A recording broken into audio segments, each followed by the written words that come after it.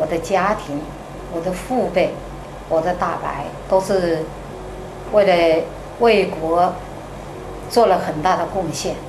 我的哥哥这是为国捐躯，如果说他有錯的話，也應該法外施恩。為什麼呢？一個我們父母年紀大了，我自己有重病。辛亥革命英雄後人藍利偉對住個仔被房署逼遷大感無奈。藍利偉個仔傅遠濤任職中港司機，03年獲房署編配天水圍俊宏軒一個公屋單位，同父母、太太同埋個仔一齊住。傅遠濤申請公屋嗰陣，向前僱主索取嘅薪金證明書，平均月薪大約有11600幾蚊。但係由於前僱主經常轉換出糧公司，佢未有懷疑證明書其實係由前僱主生意拍檔嘅公司發出㗎。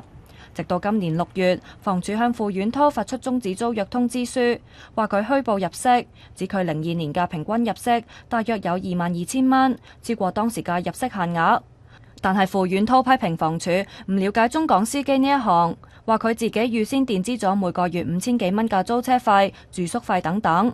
房署所講嘅2萬幾蚊入息，其實係包含咗僱主發還翻俾佢嘅墊資費用，所以佢自己嘅實際人工唔夠1萬蚊。元朗區議員周永勤話：房署唔應該將墊資費一併當做薪金計算，佢會協助事主追討。而房署嘅上訴委員會就話唔評論個別個案。